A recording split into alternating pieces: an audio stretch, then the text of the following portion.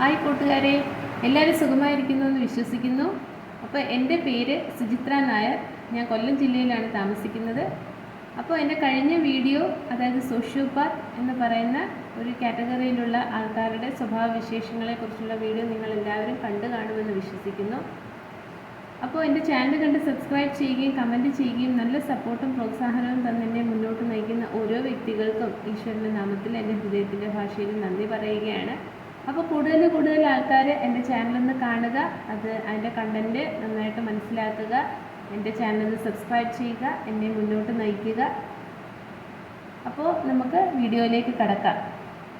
അപ്പോൾ ഇന്ന് ഞാൻ വന്നിരിക്കുന്ന പുതിയ വീഡിയോ അല്ലെങ്കിൽ ടോപ്പിക്ക് എന്ന് പറയുന്നത് നമ്മളുടെ ഫിസിക്കൽ വേൾഡ് അല്ലെങ്കിൽ റിയാലിറ്റി അല്ലെങ്കിൽ നമ്മളുടെ ഈ 3D പ്ലാറ്റ്ഫോമിലേക്ക് നമ്മൾ ആഗ്രഹിക്കുന്ന കാര്യങ്ങളെല്ലാം നമ്മളുടെ ആഗ്രഹത്തിനെ ആ ഒരു റിയാലിറ്റിയിലേക്ക് കൊണ്ടുവരാൻ വേണ്ടിയിട്ട് എന്തെല്ലാം കാര്യങ്ങളാണ് ചെയ്യേണ്ടത്. ഞാൻ ലോ ഓഫ് അട്രാക്ഷൻ്റെ 2-3 വീഡിയോ ഒക്കെ ചെയ്തിട്ടുണ്ടെങ്കിലും നമ്മളുടെ റിയാലിറ്റിയിലേക്ക് കൊണ്ടുവരാൻ വേണ്ടിയിട്ട് പ്രധാനമായിട്ടും 3 കാര്യങ്ങളാണ് നമ്മൾ ചെയ്യാനുള്ളത്. അപ്പോൾ അത് ഏതൊക്കെയാണെന്നുള്ളതാണ് ഇവിടെ പറയുന്നത്. വീഡിയോ സ്കിപ്പ് ചെയ്യാതെ മുഴുവനൊന്ന് കാണാൻ ശ്രമിക്കുക. പ്ലസ് ബോണസായിട്ട് ഇതിൻ്റെ അവസാനം നമ്മുടെ കൈകൊണ്ട് ചെയ്യാവുന്ന ഒരു മാജിക്കൽ ടൂൾ അല്ലെങ്കിൽ ഒരു മുദ്ര കൂടി ഞാനിതിൽ പറയുന്നുണ്ട്. അപ്പോൾ നമ്മളുടെ ആഗ്രഹങ്ങളെ റിയാലിറ്റിയിലേക്ക് കൊണ്ടുവരാൻ വേണ്ടിയിട്ട് ആദ്യം നമുക്ക് വേണ്ട ഒന്നെന്ന് പറയുന്നത് ആ ആഗ്രഹം. അതുതന്നെയാണ് ആഗ്രഹത്തിൻ്റെ മുകളിലുള്ള ആ ഒരു ബേണിംഗ് ഡിസയർ അല്ലെങ്കിൽ പാഷൻ എന്നൊക്കെ പറയുന്നത്. നമ്മളുടെ മനസ്സിൽ ഉള്ള ഒരു ആഗ്രഹത്തിനെ കുറിച്ച് ഏത് നിമിഷം ആലോചിച്ചാലും അതിൻ്റെ മുകളിലൂടെ തീ കത്തുന്ന ഒരു ഫീലിംഗ് ആയിരിക്കണം. അപ്പോൾ നമ്മുടെ ആഗ്രഹം മറ്റുള്ളവരോട് പറയും. ഇപ്പോൾ അച്ഛനമ്മമാരോട് അല്ലെങ്കിൽ കൂട്ടുകാരോട് അല്ലെങ്കിൽ അധ്യാപകരോട് അല്ലെങ്കിൽ ബന്ധുക്കളോട് ഒക്കെ നമ്മൾ ചിലപ്പം പറയുമ്പോൾ അവരെല്ലാം നമ്മളെ പിന്തിരിപ്പിക്കാൻ ശ്രമിക്കും.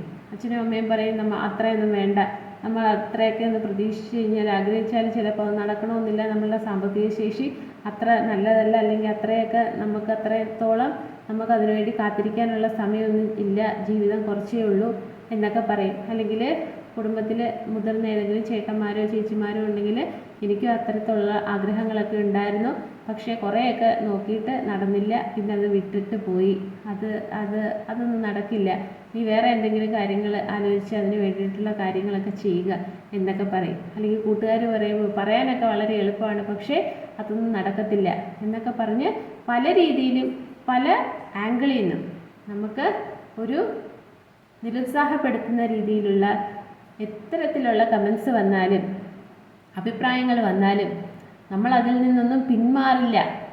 I will not give up.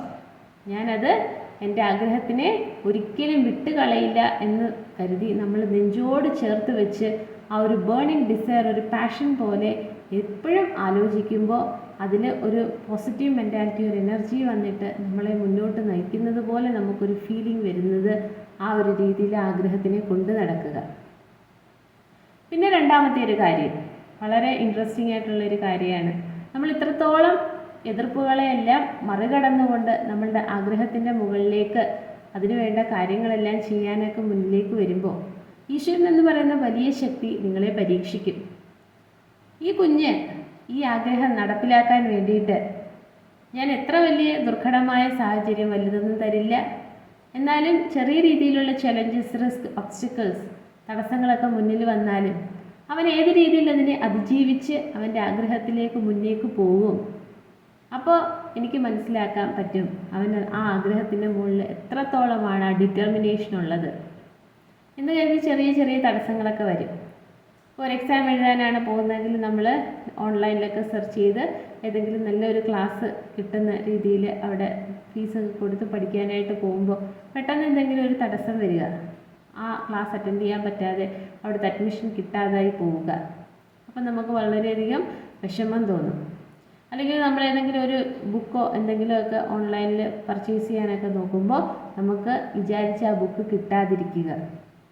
അങ്ങനെ കൊച്ചു തടസ്സങ്ങളൊക്കെ നിങ്ങളുടെ മുന്നിലേക്ക് വരുമ്പോൾ, അല്ലെങ്കിൽ ഫസ്റ്റ് ടൈം നിങ്ങൾ എക്സാം എഴുതാൻ പോകുമ്പോൾ നമ്മൾ പഠിച്ചത്ര എക്സാമിന് നമുക്ക് എഴുതാനായിട്ട് സാധിക്കാതിരിക്കുക, അല്ലെങ്കിൽ എക്സാം തന്നെ ചിലപ്പോൾ അറ്റൻഡ് ചെയ്യാൻ പറ്റാതെ പെട്ടെന്ന് സുഖമില്ലാതാവുകയോ അങ്ങനെ എന്തെങ്കിലും കൊച്ചു തടസ്സങ്ങൾ നിങ്ങളുടെ മുന്നിലേക്ക് വരുന്ന സമയത്ത് ഈശ്വരൻ തന്നെ ഇതിൽ നിന്ന് എന്നെ മുന്നോട്ട് നയിക്കുന്നില്ല, എന്തൊരു കഷ്ടമാണ്, ഭഗവാൻ എന്തിനാ ഇങ്ങനെയൊക്കെ ചെയ്യുന്നേ എന്ന് കരുതി നിങ്ങൾ പിന്തിരിഞ്ഞു പോകുമോ എന്ന് അറിയാൻ വേണ്ടിയിട്ട് ഭഗവാൻ തരുന്ന ചെറിയ പരീക്ഷണങ്ങളുണ്ട്. പക്ഷേ ആ ഒരു ചെറിയ പരീക്ഷണം മറികടന്നാൽ എനിക്കവിടെ എത്തിച്ചേരാം എന്നുള്ള ശുഭാപ്തി വിശ്വാസത്തോടു കൂടി, പോസിറ്റിവിറ്റി കൂടി, പവർഫുള്ളായിട്ട് അതിനെയെല്ലാം നേരിടാനുള്ള നിങ്ങളുടെ മനസ്സിൻ്റെ ശക്തിയാണ്, ഇന്നർ സ്ട്രെങ്താണ് അവിടെ ഈശ്വരൻ പരീക്ഷിക്കുന്നത്.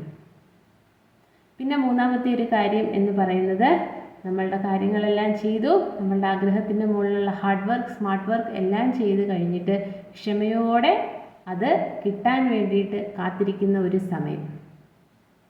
കുറേയൊക്കെ നമ്മൾ ചെയ്തു, കുറേ കാലമൊക്കെ കാത്തിരുന്നു, കിട്ടിയില്ല എന്ന് കരുതിയിരിക്കാതെ നമ്മളുടെ കാര്യങ്ങൾ, നമുക്കതിന് വേണ്ടുന്ന കാര്യങ്ങളെല്ലാം നമ്മൾ ചെയ്തു, ഈശ്വരനെ പ്രാർത്ഥിച്ചു വളരെ ശരിയായിട്ട് നേരായ രീതിയിൽ, ആരെയും കഷ്ടപ്പെടുത്താതെ, ആരെയും കളിപ്പിക്കാതെ, ആരെയും ചൂഷണം ചെയ്യാതെ നേരായ രീതിയിൽ എനിക്ക് ചെയ്യേണ്ട കാര്യങ്ങളെല്ലാം ചെയ്തു തീർത്തു.